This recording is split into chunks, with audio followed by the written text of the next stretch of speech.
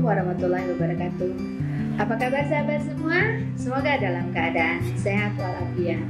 Saya Dr. Sri Sundari SHM mengajak sahabat semua untuk sukses bersama. Sahabat, jumpa lagi dengan saya motivator 5 Star Day. Materi kita kali ini adalah saya ingin menjawab karena banyak sekali pertanyaan tentang saya secara pribadi. Bagaimana saya bisa menjalani kehidupan sampai saat ini.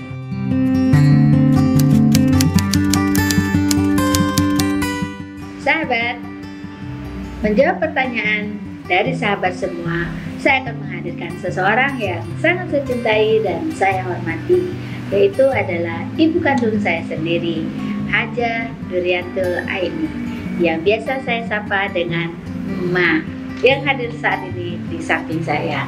Ma, apa kabar, Ma? Kabar baik. Love you, Ma.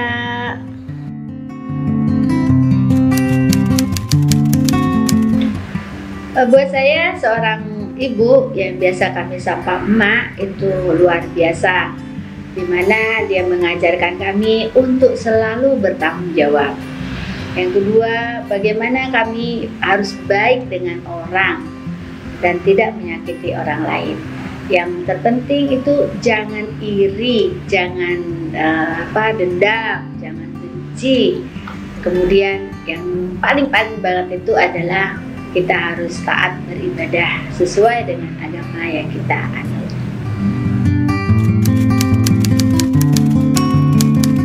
Sahabat, kali ini saya ingin menceritakan pengalaman masa kecil saya. Dan itu adalah tanggung jawab yang diberikan oleh orang tua saya yang luar biasa kepada saya yang saat itu kelas 4 SD. Dan tugas saya adalah menghidupkan lampu petromak. Itu menjadi kenangan manis banget. Karena sahabat tahu, di kampung saya belum ada listrik saat itu. Jadi kita bergantung kepada lampu petromak. Saya jagonya. Dari proses pengisian minyaknya, penggantian sumbu, bahkan jarumnya kalau patah saya yang ganti. Saya memompa sampai hidup dengan terang benderang. Dan biasanya saya taruh di atas meja dulu. Karena apa? Saya pendek, nggak bisa menggantung. Nunggu ayah saya nanti datang untuk menggantungnya. Sehingga ruangan itu terang benderang. Nah, saya dan adik-adik saya bisa belajar bersama dan bahkan berantem bersama.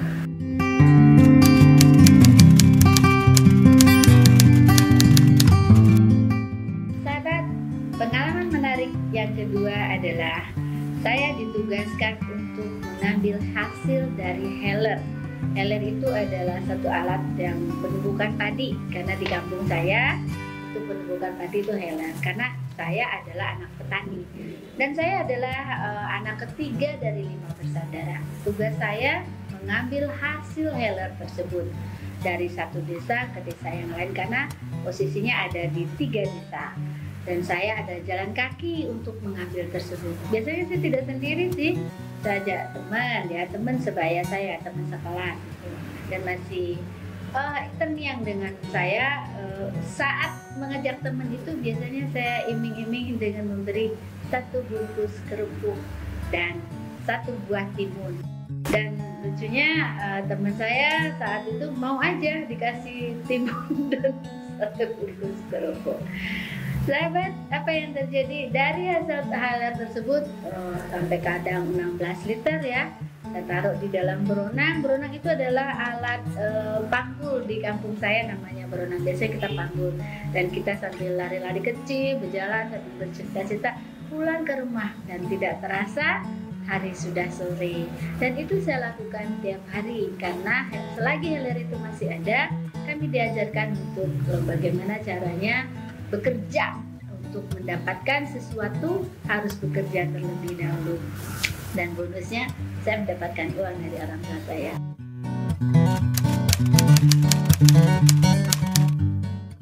Sahabat, berikutnya adalah pengalaman bagaimana kita diberikan disiplin yang tinggi. Ya, di pagi hari ingat sekali biasanya saya dibangunkan itu jam 4 pagi. Di mana suasana itu masih gelap, kemudian dingin, dan biasanya mereka membuka jendela kamar. Dan jendela kamar di kampung saya luar biasa besar sekali jendelanya, tanpa teralis. Bayangkan kalau dibuka jendelanya tentu anginnya masuk ya, suasana dingin dan kita berselimut. Dan itu tidak bisa kita lakukan dan kita harus bangun pagi dan sholat subuh dan membantu pekerjaan di rumah. Dan disiplin ini saya terapkan kepada anak-anak saya sampai hari ini. Sehingga biasanya saya selalu ketok-ketok kamarnya untuk ayo sholat, dan itu terasa sekali pendidikan disiplin dari orang tua saya.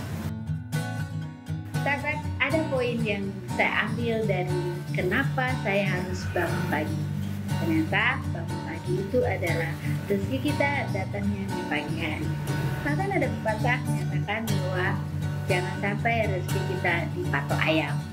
Oleh sebab itu sahabat, sampai saat ini saya implementasikan hal tersebut kepada anak-anak saya untuk selalu bangun pagi agar rezekinya tidak dipatok ayam.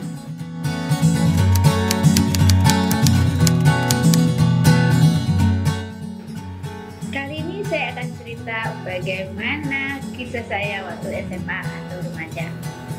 Saya merantau saat itu, jadi jauh, tinggal jauh dari orang tua. Setiap minggu tapi saya pulang. Tapi yang lucunya saya tidak dibekali uang yang banyak. Kami diberikannya adalah beras. Ya, setiap pulang saya biasanya bawa beras 1 karung dengan segala macam sayur-sayuran untuk bekal saya. Dan lucunya barter saat itu masih berlaku. Dikala pagi-pagi kami ingin sarapan, ada nih biasanya bibi-bibi yang jualan sayur, jualan lontong. Nah, saya biasanya ambil lontong 1 plastik, 1 bungkus, dibarterin nih 1 muk beras. Nah, dibarterin 1 muk beras dengan 1 plastik atau 1 bungkus lontong. Itu buat sarapan saya pagi-pagi. Tapi saya senang, tidak ada masalah buat saya. Yang penting sekolah saya lancar, karena orang tua saya selalu mendidik sekolah yang benar. Di samping itu ambil ekstrakurikuler, misalnya cara belajar pidato, mengaji, bahkan di sana ada pramuka dan lain-lain. Dan itu saya ikutin dengan senang hati. Ya, kenapa Mak dulu? Kan udah tahu nih, saya masih kecil, masih SD, di kelas 4, kelas 5, disuruh jaga helm. Terus dari desa ke desa kan jauh, saat itu Mak masih kecil. Sekarang sudah rasa kenapa Mak? Ya karena nggak ada orang lain yang suruh. Kamu tuh yang paling besar kan. Kalau nggak dijaga nanti nggak dapat hasilnya. Sedangkan tukang heller itu suka curang. Dapat beras kadang-kadang dijualnya, kan sisa dikit. Tadi jaga ya Mak, karena ya. Terus belajar juga ya. Apa yang mengharapkan setelah itu mengajar saya seperti apa? Nah, supaya kamu jadilah Tanggung jawab. Kerjaan.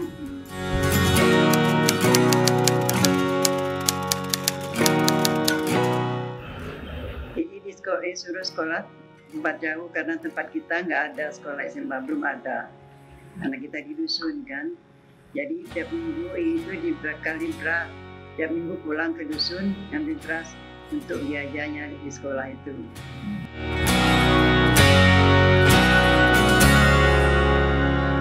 Lah kita susah, jualnya juga susah kadang-kadang. Jadi dia bawa beras bisa dia jual sekitar 16 liter. Nggak banyak, nggak. Beras itu bukan beras saja, sayuran banyak, terong lah, macam-macam deh, apa lengkap untuk dia 1 minggu itu.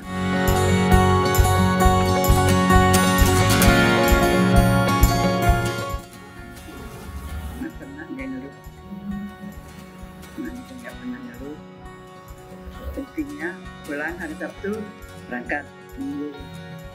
Kalau hari Senin kan Sabtu pulang, hari Minggu pulang ke situ, ke Curug nama tempat di tempat sekolahnya itu.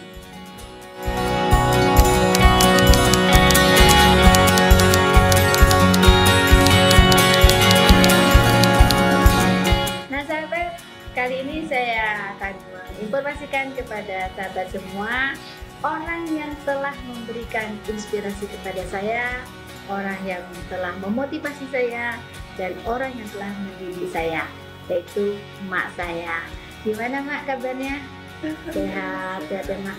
Mak, kita cerita yuk mak kepada sahabat.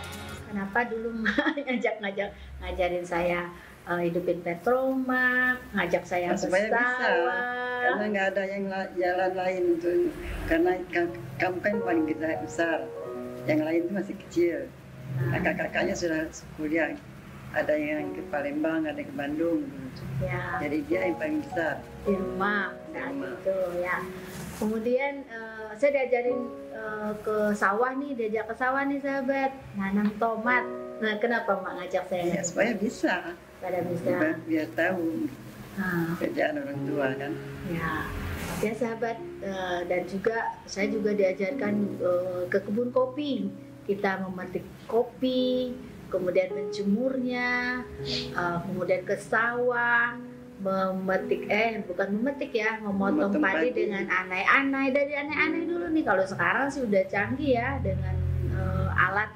Kalau dulu anai-anai itu sampai menggiling padi, saya tahu itu. Itu kenapa mak semua itu diajarkan ke saya mak? Ya biar bisa. Biar bisa tuh. Biar bisa. Terus apa lagi nak?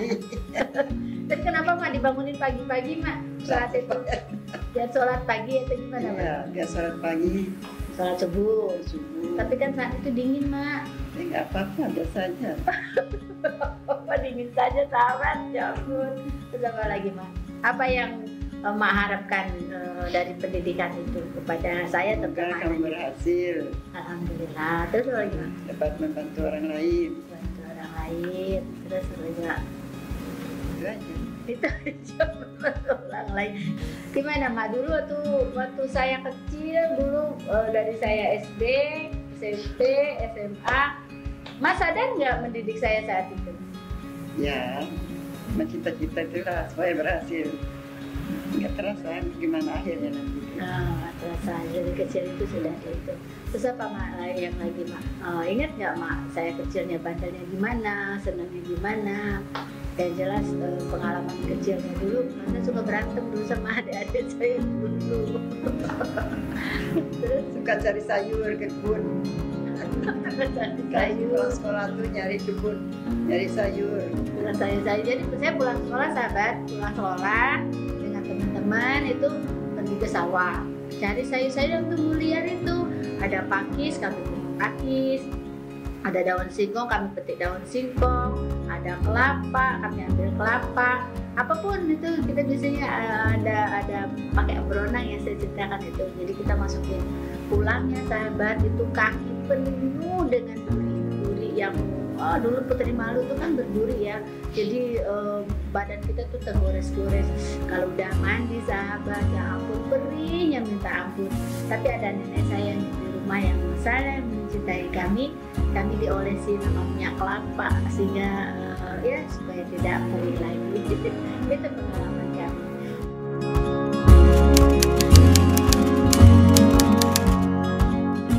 Dan bagaimana mak?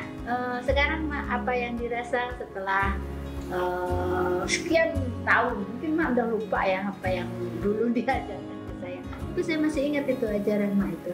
Terutama mak itu setiap jam 5 pagi udah banyak tamunya.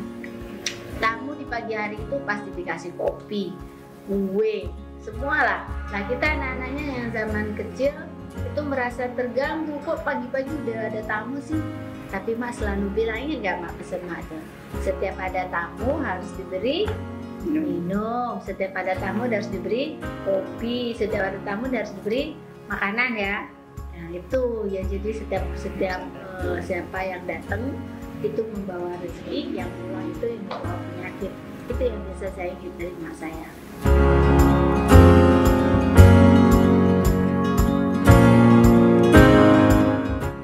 Sahabat, dari materi yang saya sampaikan tadi itu adalah pengalaman pribadi saya, yang dimana cara orang tua mendidik agar anaknya bisa survive dan mencapai cita-citanya atau dream tersebut.